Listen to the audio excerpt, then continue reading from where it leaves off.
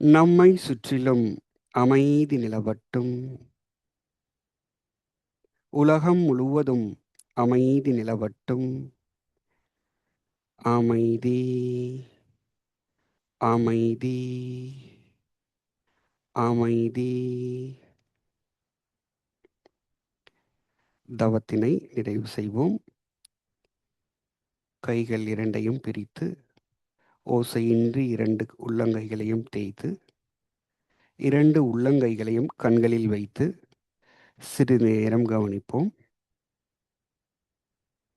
முகத்தை வருடி கொடுத்து இரண்டு கைகளையும் தலைக்கு மேல் நேராக கூப்பியபடி வைத்துக்கொண்டு ஒரு ஆழ்ந்த மூச்சை இழுத்துவிட்டு பின்பு கைகளை கீழே இறக்கி கண்களை திறந்து தவத்தை நிறைவு செய்வோம். வாழ்க வளமுடன். தவத்தின் தொடர்ச்சியாக சிந்தனை விருந்து. இன்று நாம் சிந்திக்க இருக்கும் தலைப்பு தொண்டாற்றி இன்பம் காண்போம் என்ற ஒரு தலைப்பு. இந்த தலைப்பு ஏற்கனவே நாம் சிந்தித்த அச்சமில்லா தொண்டு என்ற ஒரு தலைப்பின் தொடர்ச்சியாக நம்ம வச்சுக்கலாம். நம்ம ஏற்கனவே அந்த அச்சமில்லா தொண்டில் நிறைய விஷயங்கள் சிந்தித்தோம். தொண்டு என்றால் என்ன, எந்த ஒரு எதிர்பார்ப்பும் இல்லாமல் பிறர் உயிர்களுக்காக, துன்பப்படும் உயிர்களுக்காக செய்யக்கூடிய ஒரு செயல் தொண்டு அப்படின்னு பார்த்தோம். தொண்டின் பல வகைகளை பார்த்தோம். உடலால் செய்யக்கூடிய தொண்டு, பொருளால், அறிவால், மனதால், ஆன்மீக தொண்டு, சமுதாய தொண்டு, இந்த மாதிரி நிறையா வகைகளான தொண்டுகள் பார்த்தோம். அப்போ தொண்டு செய்கிறதுனால வரக்கூடிய பிரச்சனைகள், அதை எப்படி துணிந்து செய்ய வேண்டும், இதெல்லாம் நம்ம சிந்தித்தோம். இன்னைக்கு நம்ம சிந்தனைக்கு எடுத்திருக்கிறது வேதாத்ரி மகரிஷி அவர்களுடைய அந்த இறைவணக்க பாடலினுடைய கடைசி வரி. அதுதான் இந்த தொண்டாற்றி இன்பம் காண்போம். அதுக்கு முன்னத்த வரியும் ரொம்ப ரொம்ப ஒரு முக்கியமான ஒரு வரி. வாழும் நிலை உணர்ந்து தொண்டாற்றி இன்பம் காண்போம் அப்படிங்கிற இந்த இரண்டு வரிகளை நாம் இன்று சிந்தனைக்கு எடுத்துக்கொள்ள இருக்கோம். இது ரெண்டுமே மகரிஷி, வேதாத்ரி மகரிஷி அவர்கள் நமக்கு கொடுத்த ஒரு ஃபார்முலான்னு சொல்லலாம். வேதாத்ரி மகரிஷி அவர்கள் கொடுத்த ஒவ்வொரு பாடல்களுமே நமக்கு ஒரு ஃபார்முலா தான், ஒரு சூத்திரம் தான், வாழ்க்கை கல்விக்கான ஒரு சூத்திரம் தான். அதில் இந்த ரெண்டு விஷயங்களை பற்றி இன்று நாம் சிந்திக்க இருக்கிறோம். பொதுவாக நம்ம தொண்டாற்றினால் இன்பம் கிடைக்கும் அப்படின்ட்டு சொல்லியிருக்காங்க. உண்மையிலேயே கிடைக்குதா அப்படின்னா நம்ம பார்க்குறோம். நான் நிறைய தொண்டு செய்கிறேன், நான் நல்லதான் எல்லாத்துக்கும் நினைக்கிறேன், ஆனால் எனக்கு துன்பமே வருது அப்படின்ட்டு புலவங்கள நம்ம நிறையா பார்த்துருக்கோம். அப்போ ஏன் நம்ம செய்கிறது தொண்டு இல்லையா? நம்ம என்ன செய்கிறோம்? தொண்டுங்கிற பேரில் நம்ம என்னென்ன செஞ்சிட்ருக்கோம் அப்படின்னு பார்த்தீங்கன்னா, நம்ம வழி வழியாக இப்போ பொதுவாக ஒரு தொண்டு செய்யணும் அப்படின்னா இருக்கிறதுலையே தானத்திலேயே சிறந்த தானம் எது அப்படின்லாம் பார்த்தோம்னா நம்ம அன்னதானம், உணவு வழங்குதல், அதுதான் ரொம்ப அதிகமாக செய்யப்படுகிறது. அதுக்கு அடுத்தபடியாக சிலர் கல்விக்காக உதவுறாங்க, முடியாதவங்களுக்காக பொருள் உதவி செய்கிறாங்க. அதுபோக பாடம் சொல்லித்தரது, கலைகளை சொல்லித்தரது, இந்த மாதிரி ஆன்மீக விஷயங்கள், சொற்பொழிவு, இதெல்லாமே நம்ம தொண்டுன்னு வச்சுருக்கோம். ஆனால் அதிகப்படியாக எல்லாராலும் விரும்பி செய்யப்படுறது என்னென்னா அன்னதானம். ஏன்னா அது நம்ம கருத்தொடராக வழி வழியாக வந்த ஒரு பழக்கம்.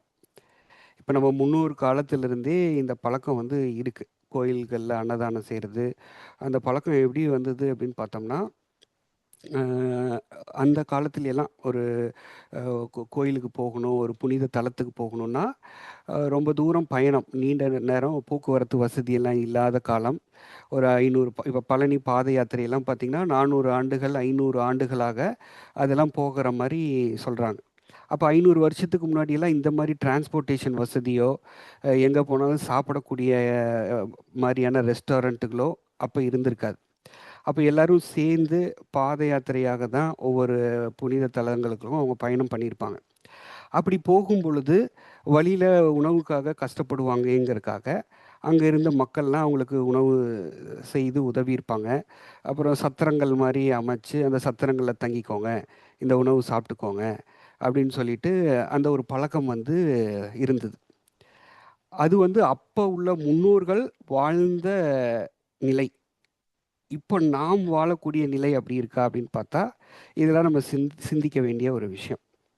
இப்போ நம்ம டெக்னாலஜி டெவலப்மெண்ட் எங்கேயோ போயிட்டுருக்கு, வேக வாகன வசதிகள்லாம் ரொம்ப பெருகிருச்சு. இப்போ இன்னைக்கு நம்ம காலையில இங்கே கோயம்புத்தூரில் பிரேக்ஃபாஸ்ட் சாப்பிட்டோம்னா, லஞ்சுக்கு துபாய்க்கு போயிடலாம். அந்த அளவுக்கு ஃபாஸ்ட் டெவலப்மெண்ட் நடந்துட்டுருக்கு. ஆனா, இப்பவும் பார்த்தீங்கன்னா, அந்த உணவு வழங்குதல், அன்னதானம், இந்த மாரி ரிச்சுவல்ஸ் இதெல்லாமே நம்ம வந்து ஃபாலோ பண்ணிட்டுருக்கோம். அப்ப இந்த காலத்திற்கு இது தேவையா? அப்படிங்கிறது வந்து நம்ம சிந்திக்கணும். அதனால ஏன்னா நெறைய இதை வைத்துக்கொண்டு நெறையா பணம் வசூல் பண்றாங்க, உணவு குடுக்குறாங்க. அது சரியான நபர்களுக்கு பாத யாத்திரையில நடந்து போறவங்களுக்கு இந்த உணவு கிடைச்சா கூட பரவால்ல. ஆனா, இப்ப நெறையா பேர் அங்கங்க உணவு வழங்குறதுனால, வண்டியில போறவங்க கூட அங்க நின்னு சாப்பிட்டுட்டு ஓய்வு எடுத்துட்டு வண்டியில போறாங்க. அவங்களால வெளியில போய் சாப்பிட முடியும். இருந்தாலும் எங்கேயாவது அன்னதானம் கிடைச்சதுன்னா, அவங்களும் வந்து இதெல்லாம் பயன்படுத்துறாங்க. அந்த பணம் வந்து நாம் கொடுக்கக்கூடிய பணம் சரியான வகையில பயன்படுத்தப்படுதா? அப்படிங்கிறது ஒரு மிகப்பெரிய ஒரு கேள்விக்குறியா தான் இருக்கு. இப்போ உணவுங்கிறது வந்து, இப்போ அது ஒரு ஒரு பெரிய நிறுவனங்களாலேயே நடத்தப்படுது. இப்போ பார்த்தீங்கன்னா, ஒரு நெறைய என்ஜிஓஸ் வந்துருச்சு உணவு வழங்குறதுக்கு. இப்போ பொள்ளாச்சியிலேயே பார்த்தீங்கன்னா, நெறைய பேர் குடுக்குறாங்க. நம்ம போய் பார்க்க முடியுது. பஸ் ஸ்டாண்ட்லலாம் பார்த்தீங்கன்னா, முதல் மாதிரி உணவுன்னா என்ன? ஒரு உயிர் வந்து பசியால துடிக்குது. அந்த துடிக்கும் பொழுது, அதனால சாப்பிடக்கூடிய நிலை இல்ல. அப்படிங்கும் பொழுது, நம்ம அதுக்கு குடுக்கும் பொழுது, அது ஒரு தானமாக, தொண்டாக நம்ம ஏற்றுக்கொள்ளலாம். ஆனா, இப்ப அப்படி இருக்கான்னு பார்த்தீங்கன்னா, எல்லாமே பேக் பண்ணி கொண்டு வந்துடுறாங்க. ஒரு நாளைக்கு இத்தன பொட்டணம், 100 பொட்டணம், 500 பொட்டணம்னு கொண்டு வந்து, அத டிஸ்ட்ரிபியூட் பண்றாங்க. அதெல்லாம் நான் தவறுன்னு சொல்லல. நம்ம சிந்திக்கிறதுக்காக நம்மலாம் மனவளக்கலையில ஒரு உயர்நிலை பயிற்சியில இருக்கிறோம். அப்ப நாம் சிந்திப்பதற்காக ஒரு சிந்தனை தான் இது. அப்ப வந்து இந்த மாரி குடுக்குறாங்க. இதுல வந்து பயனடைறவங்க எத்தன பேர் உணவுக்காக இல்லாம அதுல வாங்குறாங்கன்னா, ஒரு 10% கூட சொல்ல முடியாது. மீதி இருக்கிறவங்க எல்லாமே அங்க அவங்க குடுக்குறவங்களும் ஒரு நிறுவனம். அவங்களுக்குன்ட்டு அவங்க வந்து நின்னு குடுக்குறாங்க, ஃபோட்டோ எடுத்துக்கிறாங்க, அதுக்கான ரிப்போர்ட் குடுக்குறாங்க. அதுக்கு நெறைய டொனேஷன்ஸ் வருது. ஒரு உணவு குடுக்குறாங்கன்னா, அது மூலியமாக அவங்க ஒரு தொண்டு நிறுவனம்னு சொல்லிட்டு நெறைய டொனேஷன் கலெக்ட் பண்றாங்க. சொசைட்டில அவங்களுக்கு ஒரு ரெகக்னிஷன் கிடைக்குது. அவார்டு கிடைக்குது. இந்த மாரியான விஷயங்களுக்காக அவங்க இந்த மாரியான செயல்கள் செய்றவங்களும் இருக்காங்க. சில தனி நபர்களும் னாலும் நடத்தப்படுது. ஆனாலும், அவங்க வந்து உண்மையிலேயே உணவுக்கு இல்லாம அ நிலையில இருக்கிறவங்களுக்கு தான் போகுதான்னா, ஒரு சிலருக்கு தான் அது போகுதே ஒழிய, பெரும்பாலானவர்கள் அவங்கனால வாங்க முடியும், சாப்பிட முடியும். அந்த மாரி இருக்கிறவங்களுக்கு தான் நெறைய போகுது. அப்ப இந்த மாதிரி நாம் கொடுக்கக்கூடிய இந்த பணம் வந்து, இந்த மாரி போகும்பொழுது, அது உண்மையான ஒரு தொண்டா இருக்குமாங்கிறது நம்ம சிந்திக்கிறதுக்கு எடுத்துக்கொள்ள வேண்டிய ஒரு விஷயமா இருக்கு. இப்ப இந்த உணவு வழங்குறதுங்கிறது கோயில்கள்லயும் நெறைய அதிகமாயிட்டு இருக்கு. இப்ப கோயில்கள்ல இப்ப பார்த்தா ஆடி மாதம் இல்லைங்களா? ஆடி, வெள்ளி எல்லா கோயிலும் ரொம்ப பிஸியா இருக்கு. நான் பஸ்ல வரும்போது எல்லாம் பேசிக்கிறாங்க. என்ன பேசிக்கிறாங்கன்னா, "இந்த கோயில விட அந்த கோயில்ல சாப்பாடு நல்லாயிருக்கு. போன வெள்ளியில போட்ட சாப்பாடு சூப்பர். அத விட சூப்பரா இருந்தது. இந்த வாரம் கொஞ்சம் இப்படி இருக்குன்ட்டு" அங்க போடக்கூடிய உணவைய பத்தின ஒரு கமெண்ட் தானே ஒழிய, ஒரு பக்தியாகவோ, சாமி தரிசனத்துக்காகவோ போறாங்கங்கிறது ஒரு மிகப்பெரிய ஒரு கேள்விக்குறியா தான் இருக்கு. அப்ப என்னன்னா, இது வந்து ஒரு ஒரு ஒரு ஃபேஷனா மாறிட்டுருக்கு. இந்த உணவு குடுக்கறது, அதுவும் இந்த மாரி சிறப்பான மாதங்கள்ல குடுக்கறது. இன்னும் பார்த்தீங்கன்னா, சி சில ஆன்மீக கூட்டங்கள்லயும் குடுக்குறாங்க. சொற்பொழிவுகள், இப்ப திருவாசகம் இந்த மாரி படிக்கிறவங்க, அவங்களுமே உணவு குடுக்குறாங்க. ஏன் மனவளக்கலை மன்றங்கள்ல கூட நெறைய இடங்கள்ல குடுக்குறாங்க.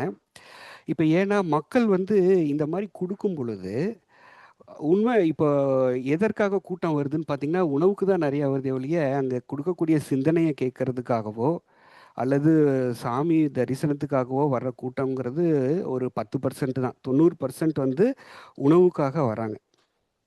அப்ப நம்ம இந்த மாரி ஒரு தொண்டுக்குன்ட்டு நம்ம ஒரு அமௌண்ட்ட குடுக்குறோம். மாதம் வந்து நம்மளுடைய உழைப்பிலிருந்து ஒரு அமௌண்ட் குடுக்குறோம். இது யாருக்கு போகுதுன்னா, ஒ 3 வேளை உணவு இல்லாத ஒரு உயிர்களுக்காக போகல. அவங்களால வாழ முடியும், வாங்க முடியும்.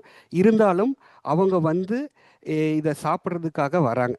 வந்து உணவ சாப்பிட்டுட்டு போயிடுறாங்க. இப்ப மன்றத்திலேயே பார்த்தீங்கன்னா, உணவு போடும்பொழுது சிறப்பு தினங்கள்ல உணவு குடுக்கும்பொழுது கூட்டம் அதிகமா இருக்கு. உணவு போடாம ஒரு தவமோ, ஒரு சிந்தனையோ குடுத்தா மக்கள் கூட்டம் வர்றதில்ல. ஒரு 10 பேர் தான் வராங்க. ஆனா சாப்பாடு போட்டா ஒரு 100 பேர் வராங்க. அப்ப எதுக்காக வராங்கன்னா, உணவுக்காக தான் வராங்க. அப்ப நம்ம செல்ல கொடுக்கக்கூடிய அமௌண்ட்டு, இதனால நமக்கு இன்பம் கிடைக்குமா? அப்படின்னா ஒரு கேள்விக்குறியா தான் இருக்கு. இந்த மாதிரி ஒவ்வொரு விஷயங்களையுமே நடந்துட்டு தான் இருக்கு. இதெல்லாம் ரொம்ப ஒரு சென்சிட்டிவான விஷயம். சொன்னா வந்து சிலருக்கு மனம் வந்து வருத்தம் கூட செய்யும். பட் ஆனா நம்ம மனவள கலைஞர்கள் சாமிஜி என்ன சொல்லியிருக்காங்க, வாழும் நிலை உணர்ந்து தொண்டு செய்ய சொல்லியிருக்காங்க. இப்ப நமக்குடைய வாழும் நிலை என்ன? இது தேவையா? அப்படின்னு சிந்தித்து தான் நம்மள செயல்பட சொல்லி நம்ம குரு சொல்லியிருக்காங்க. அதனால சிந்திக்க தூண்ட வேண்டியது நம்மளுடைய கடமை. அதனால நம்ம இதெல்லாம் சொல்றோம். இப்ப பார்த்தீங்கன்னா, நெறைய நம்ம குடுக்குறோம். அ இப்ப ஈகை பண்றோம் இல்லைங்களா? ஈகை என்பது வேறு, தொண்டு என்பது வேறு. ஒரு சின்ன டிஃபரன்ஸ் இருக்கு. ஈகை அப்படிங்கிறது பொருளால் நாம் கொடுக்கக்கூடிய ஒரு உதவி. இப்ப நமக்கு பணமா குடுக்குறோம், பொருளா குடுக்குறோம்னா, அதெல்லாம் ஒரு ஈகைன்னு வச்சுக்கலாம். பணம் இல்லாமல் நம் செய்யக்கூடிய உதவிகள். அதாவது ஒருத்தருக்கு ஒரு கல்வி சொல்லித் தர்றோம், ஒரு நாலேட்ஜ குடுக்குறோம், ஒரு வாழ்க்கை பற்றின புரிதல் குடுக்குறோம், உடல பற்றின ஒரு ஞானத்த குடுக்குறோம். இந்த மாதிரி விஷயங்கள். அல்லது உடல் உழைப்பு செலுத்துறோம். நம்மனால ஞானத்த குடுக்க முடியல. உடல் உழைப்பு செய்து ஒரு இடத்துல நம்ம சர்வீஸ் பண்றோம். இது எல்லாமே வந்து தொண்டு அப்படின்ட்டு நம்ம சொல்லலாம். இப்ப நம்ம இவ்ளோ தொண்டு செய்றோம். ஆனாலும் எனக்கு துன்பமே இருக்கு அப்படிங்கிற மாரி நெறையா நம்ம பார்த்துட்டு தான் இருக்கோம். இப்போ இப்ப பார்த்தீங்கன்னா, இந்த பா பா பாடல்ல வாழும் நிலை உணர்ந்து இப்ப நம்ம வாழக்கூடிய நிலை என்ன? இப்ப மனிதர்களுக்கு என்ன தேவை? எதுல துன்பப்படுறாங்க அப்படின்னு பார்த்தா, பணம் இல்லாம துன்பப்படுறாங்களான்னா, பணம் இல்லன்னு சொல்றாங்க. ஆனா வந்து அது ஒரு மாயை தான். எல்லாத்துக்கிட்டயும் இப்ப நம்ம தேவையை பூர்த்தி செய்யக்கூடிய அளவு எல்லாத்துக்கிட்டயும் பணம் இருக்கு. தேவைகள் 3 தான்.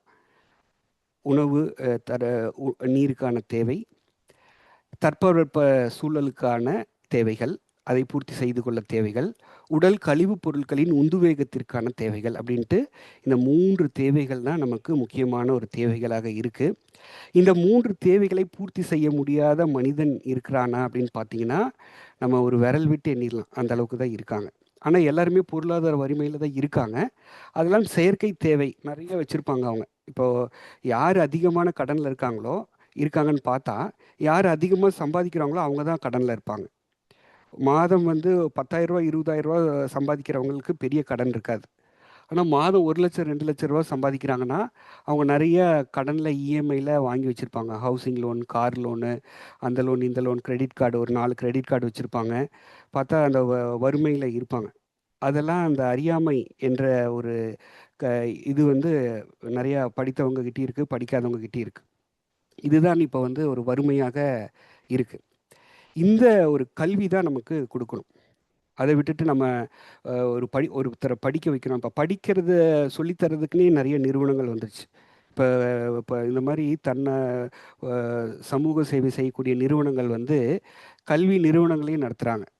மெடிக்கல் காலேஜ் வச்சிருக்காங்க, இன்ஜினியரிங் காலேஜ் வச்சிருக்காங்க. அங்க வந்து யாராவது ஒரு ஏழை பையனுக்கு சீட்டு கிடைக்குமான்னா கிடைக்காது. மெரிட்டுக்குன்னு கொஞ்சம் வச்சிருப்பாங்க. டொனேஷன் தான் வாங்குறாங்க. வாங்கிட்டு அங்க சொல்லி தராங்க. அங்க சில நிறுவனங்கள் வந்து உதவி செய்யுது. மாணவர்களுக்கு சூஸ் பண்ணி, அவன வந்து கல்வி தரத்த உயர்த்துது. அந்த கல்வி என்ன பண்ணுது அவனுக்கு? அவன் ஒரு பொருளாதாரத்த ஈட்டுறதுக்காக உதவுது. ஆனா, அவனுடைய வாழும் தரம் உயர்றதுக்காக அந்த நிறுவனங்கள் செய்தான ஒரு கேள்விக்குறி தான். ஒருத்தர் ஏழை குடும்பத்திலேருந்து வரான். அவனுக்கு ஒரு இன்ஜினியரிங் சீட் வாங்கி குடுக்குறாங்க. 4 வருஷம் படிக்க வைக்கிறாங்க. அவன் இன்ஜினியர் ஆயிருவான். இன்ஜினியர் ஆயி அவன் ஒரு 10 பேர்த்த படிக்க வைப்பானா? அப்படின்னா ஒரு கேள்விக்குறி தான். அல்லது அவன் வாழ்க்கையில ஒரு நல்ல ஒரு பிரஜையா இருப்பானாங்கிறது தெரியாது. அவனுக்கு என்ன கல்வி குடுக்கப்படலைன்னா, அந்த ஒரு வாழும் கலை, பண்பாட்டு கல்வி, அந்த ஆன்மீக கல்வி வந்து அங்க குடுக்கல. ஒரு தொழில் கல்வி குடுக்குறாங்க. அவனுடைய பொருளாதார ஈட்டக்கூடிய திறமை அவனுக்கு இம்ப்ரூவ் ஆகுது. அதனால நெறைய பொருள ஈட்டுறான். பொருள ஈட்டி வசதி வாய்ப்புகள பெருக்கிக்கிறான். மீண்டும் கடன்ல போய் மாட்றான். துன்பத்தில தான் இருக்காங்க. இந்த மாரி தான் நிலை இருக்கு. அப்ப நம்ம என்ன பண்ணணும்? இந்த மாரி நிறுவனங்களுக்கு நாம் நெறையா டொனேஷன் குடுக்குறோம். உணவுக்காக, கல்விக்காக இந்த மாரிலாம் குடுத்துட்டு, நான் இன்னும் துன்பத்திலேயே தான் இருக்கிறேன்னா, இதெல்லாம் வந்து உண்மையான ஒரு தொண்டா? அப்படிங்கிறது நம்ம சிந்திக்கணும். உண்மையான நம்ம தொண்டு செய்தோம்னா, கண்டிப்பாக இன்பம் காண்போம் அப்படின்ட்டு மகரிஷி நமக்கு குடுத்துருக்காங்க. அப்ப நம்ம என்ன செய்யணும்? அப்படிங்கிறது தான் நம்ம இன்னைக்கு சிந்திக்க போறோம். இப்போ வந்து மக்கள் கிட்ட என்ன தேவை இருக்கு அப்படின்னு பார்த்தீங்கன்னா, பணமோ, ஒரு உணவோ தேவையில்ல. வாழத் தெரியல. மக்கள்கிட்ட உடல்ல நெறைய நோய் இருக்கு. மன சிக்கல்கள், மன ரீதியாக நெறைய பாதிப்படைஞ்சிருக்காங்க. நெறைய புது புது மனநோய்கள் பெருகிட்டே இருக்கு. உறவு சிக்கல். முதல்லையெல்லாம் ஒரு ஜாயிண்ட் ஃபேமிலினா ஒரு 20 பேர் ஒரே குடும்பத்தில இருந்தாங்க. அதுக்கப்புறம் நியூக்ளியர் ஃபேமிலின்னு அது உடைஞ்சு ஒரு 4 பேர், 5 பேர்ன்னு ஆனாங்க. இப்ப எல்லாமே சிங்கிள் பேரண்ட் கல்ச்சர் நெறையா அதிகமாயிட்டே வருது. டிவோர்ஸ் ரொம்ப அதிகமாகுது. எல்லாருமே தனித்தனியா இருக்காங்க. கணவன், மனைவி தனித்தனியா இருக்காங்க. குழந்தைகள் தனியா இருக்காங்க. இந்த மாதிரியான சூழ்நிலையை நோக்கி தான் சமுதாயம் போயிட்டுருக்கு. உறவு பிரச்சனைகள் நெறையா இருக்கு. இந்த துன்பம் தான் வந்து இப்ப சமுதாயத்தில மிகப்பெரிய ஒரு துன்பமா இருக்கு. இந்த துன்பத்தை யார் ஒருவர் போக்குறாங்களோ, அதுதான் உண்மையான ஒரு தொண்டு. இப்ப அவங்களுக்கு போய் நீங்க பணமோ, சாப்பாடோ குடுக்க வேண்டாம். அவங்க எப்படி நிம்மதியா வாழணும், இந்த வாழ்க்கை என்பது இறைவன் கொடுத்த ஒரு வரம் அப்படிங்கிறத உணர வச்சு, அந்த வாழ்க்கையை மகிழ்ச்சியாக வாழ்வதற்கு ஒரு வழிகாட்டுனோம்னா, அதுதான் ஒரு உண்மையான ஒரு தொண்டாக இருக்கும். இறை தொண்டாக இருக்கும். நம்ம ஒண்ணுமே செய்ய வேண்டாங்க. பெரிய ஒரு லெக்சர்லாம் குடுக்க வேண்டாம். ஒரு உடற்பயிற்சி சொல்லித்தாங்க. மனவளக்கலைய நம்ம அறிமுகப்படுத்தினாலே போதும். மகரிஷி குடுத்த இந்த அற்புதமான பயிற்சிகள் வந்து, நம்ம வந்து இப்ப இருக்கக்கூடிய காலகட்டத்தில நிறைவாக, மகிழ்ச்சியாக வாழ முடியும் என்று நாம் அனைவருமே பேராசிரியர்கள் நம்ம இதெல்லாம் அனுபவிச்சுட்ருக்கோம். இந்த இன்பத்தை நம்ம வந்து ஒவ்வொருத்தருக்கும் கொண்டு சேர்க்கிறதே மிகப்பெரிய ஒரு தொண்டு.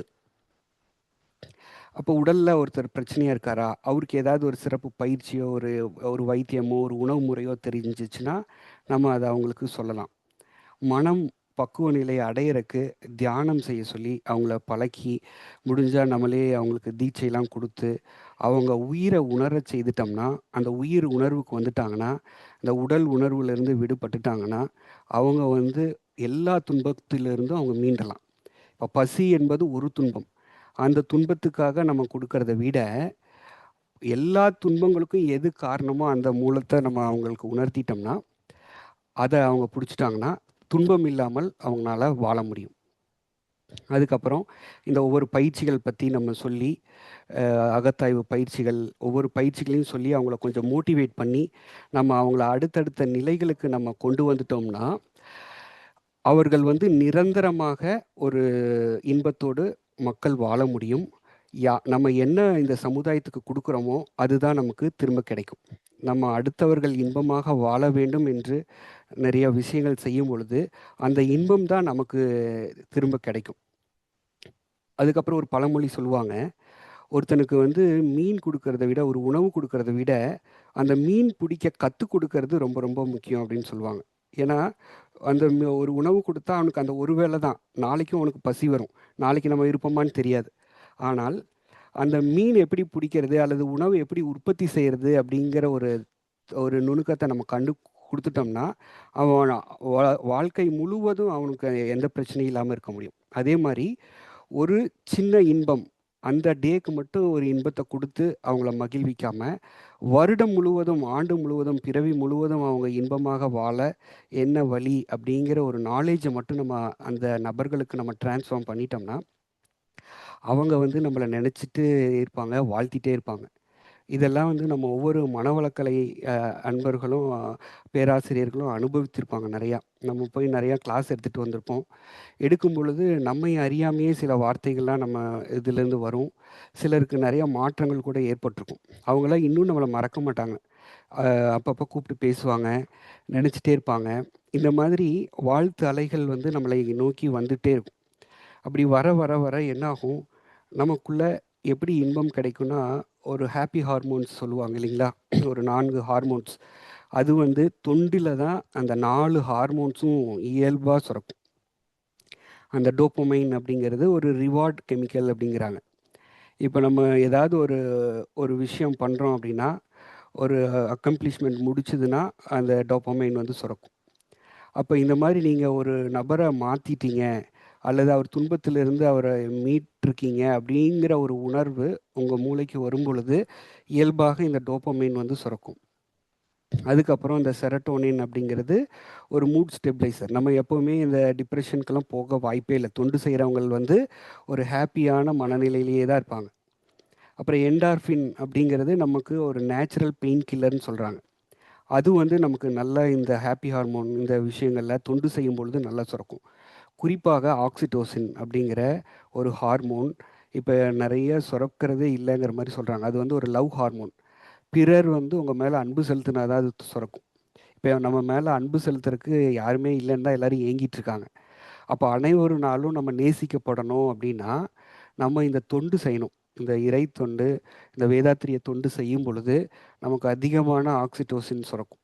ஏன்னா அது வந்து மக்கள் வந்து ஒரு நல்ல ஒரு ஸ்பீச் கொடுக்கும்போது ஒரு 4-5 பேர் வந்து நம்மளை சூழ்ந்து நம்மக்கிட்ட ஒரு விஷயங்களை எல்லாம் ஷேர் பண்ணும் பொழுது நமக்குள்ள அறியாமல் ஒரு இன்ப நிலை நமக்குள்ளே வரும். அதை எல்லாருமே நம்ம அனுபவிச்சிருப்போம். அதுக்கப்புறம் அவங்க போய் அதை கடைபிடிச்சு ஃபாலோ பண்ணும்போது ஒவ்வொரு நாளும் நம்மளை நினச்சிட்டே இருப்பாங்க. ஆனால் நம்ம வந்து அதற்காக ஓகே நான் ஒரு பெரிய சாதனை படைச்சிட்டேன், என்னால் தான் அப்படிங்கிற ஒரு உணர்வு நிலையில் நம்ம அதை அக்செப்ட் பண்ணிட்டோம்னா அந்த இன்பம் இருக்காது. நம்ம என்ன பண்ணணும், எல்லா புகழும் குருவுக்கே இறைவனுக்கேன்னு சொல்லி நான் எதுவும் பண்ணலை, நான் ஒரு போஸ்ட்மேன் தான், அவர் கொடுத்தாரு நான் உங்ககிட்ட கொண்டு வந்து சேர்த்துருக்கேன் அப்படின்னு சொல்லிட்டு போனோம்னா நாம் நிரந்தரமாக இன்பமாக வாழ முடியும். நமக்கு எந்த ஒரு துன்பமுமே வராது. எந்த இடத்துல போனாலும் அங்கே யாராவது குருவோ ஒரு இறை ஆற்றலோ அங்கே ஒரு துணைக்கு யாராவது ஒரு மனிதர் வடிவில் இருப்பாங்க. இது நம்ம எல்லாருமே அனுபவத்தில் நம்ம உணர்ந்திருப்போம். அந்த மாதிரி நம்ம வந்து முடிந்த அளவுக்கு நம்மளால் என்ன சர்வீஸ் பண்ண முடியும். உங்களுக்கு வகுப்புகள் எடுக்க தெரிஞ்சால் நீங்கள் நல்லா வகுப்புகள் போய் எடுக்கலாம். எடுக்க தெரியலினா ஏதாவது ஒரு வகையில் அந்த ஆன்மாவை கொண்டு வந்து இன்ட்ரடியூஸ் பண்ணுறதே ஒரு மிகப்பெரிய ஒரு இதுதான். நம்ம போய் சொல்லித்தரலைன்னா கூட யாராவது ஒருத்தவங்க துன்பமாக இருக்காங்க, நான் இங்கே போனேன், நான் பயிற்சி செஞ்சேன், நான் நல்லா இருக்கேன், நீ வா அப்படின்னு சொல்லிட்டு மன்றத்தில் கொண்டு வந்து சேர்த்தலாம். அல்லது இப்போ வெளியில் போகலை, நான் ரொம்ப பிஸியாக இருக்கேன், என்னால் எங்கேயுமே போக முடியலன்னு சொல்கிறவங்களுக்கு கூட நம்ம இப்போ ஆன்லைனில் இந்த பயிற்சிகள்லாம் பிரம்மஞானம் வரைக்கும் நடத்திட்டுருக்கோம். நீங்கள் ஆன்லைன் டிஜிட்டல் சொல்யூஷனை தொடர்பு கொண்டா இங்கே உதவி செய்கிறதுக்கு ஒரு ஹெல்ப் டெஸ்க் டீம் இருக்காங்க, பேக்எண்ட் டீமு. அவங்க வந்து அவங்கக்கிட்ட சொல்லி அவங்கக்கிட்ட புரிய வச்சு இந்த பயிற்சியில் சேர்த்து விடுவாங்க. அவங்களுக்கு தொடர்ந்து ஃபாலோஅப் கிளாஸஸ்ஸு, மோட்டிவேஷன் இந்த மாதிரிலாம் நம்ம தொடர்ந்து கொடுக்கும் பொழுது அவர்கள் வந்து இந்த வேதாத்திரியத்தோடு தொடர்ந்து பயணிக்கும் பொழுது அவங்க எப்பேற்பட்ட பிரச்சனையிலிருந்தும் அவங்க வந்து விடுபட முடியும்.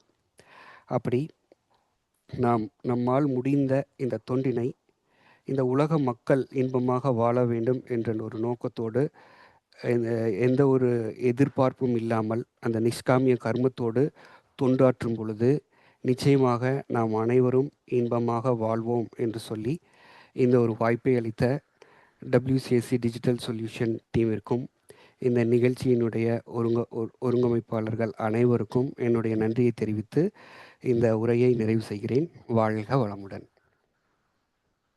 வாழ்க வளமுடன். மிக்க மிக்க மிக சிறப்பையா, நல்ல மிக்க நன்றிகள். வாழ்க வளமுடன். இறைநிலை, அதாவது தொடக்கத்தில் அச்சமில்லா தொண்டு அப்படிங்கிறத பழைய தலைப்பினுடைய தொடர்ச்சியா இன்னைக்கு நீங்க கொண்டு போன விதம் ரொம்ப நல்லா இருந்துச்சு. மகரிஷனுடைய தந்தை இறைவனுக்கு பாடல் உள்ள லாஸ்ட் 2 லைன்ஸ், அந்த கடைசி 2 லைன் சம்பந்தமா நீங்க தந்த விளக்கம் வேதாத்திரியங்கள்ல ரொம்ப நல்லாவே இருந்துச்சு. அது மட்டும் இல்லாம இந்த அன்னதானம் கொண்டு வந்தீங்க பாருங்க, அது வந்து நிஜமே ஒரு சென்சிட்டிவான ஒண்ணுதான். மன்றங்கள்லையும் சரி கோயில்கள்லையும் சரி நடக்கக்கூடியது எல்லாமே வந்து அது வந்து ஆக்சுவலா ரியலான தொண்டு இல்லைன்னு நீங்க சொன்னது. அது மட்டும் இல்லை, இன்னொன்று வந்து துன்பம் ஹைலைட் என்னன்னா, இன்னைக்கு துன்பம் போக்குதல் தான் உண்மையான தொண்டுன்னு சொன்னீங்க, இறை தொண்டு. ஸோ அந்த வகையில் வந்து நமக்கு ஒரே ஒரு இது என்னன்னா, குருவினுடைய பயிற்சிகளை சொல்லி கொடுக்கறதே வந்து ஒரு மிகப்பெரிய தொண்டு. அப்போ அதனுடைய ரிசல்ட்டிங் என்னன்னா ஹாப்பி ஹார்மோன்ஸ் நல்லா இருக்கும் அப்படின்னு சொல்லி முடிச்சிங்க. ரொம்ப நல்லா இருந்தீங்க ஐயா, மிக சிறப்பு. உங்களுடைய தொண்டு சிறக்கட்டும். மிக்க நன்றிகள். வாழ்க வளமுடன். வாழ்க வளமுடன் ஐயா. நன்றி ஐயா. வாழ்க வளமுடன். வாழ்க வளமுடன்.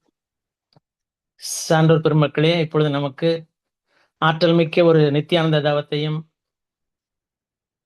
தொண்டாற்றி இன்பம் காண்போம் என்ற ஒரு தலைப்பிலே மிக சிறப்பான சிந்தனை உரை வழங்கிய நமது அன்பிற்கும் மதிப்பிற்கும் உரிய பேராசிரியர் அருள்நிதி பார்த்திபன் ஐயா அவர்களை நாம் அனைவரும் தவ நிலையிலிருந்து வாழ்த்து மகிழ்வோம். பேராசிரியர் அருள்நிதி பார்த்திபன் ஐயா அவர்களும் அவரது அன்பு குடும்பமும் அருட்பேராற்றல் கருணையினால் உடல் நலம், நீளாயுள், நிறை செல்வம், உயர் புகழ், மெஞ்ஞானம் ஓங்கி வாழ்க வளமுடன், வாழ்க வளமுடன், வாழ்க வளமுடன்.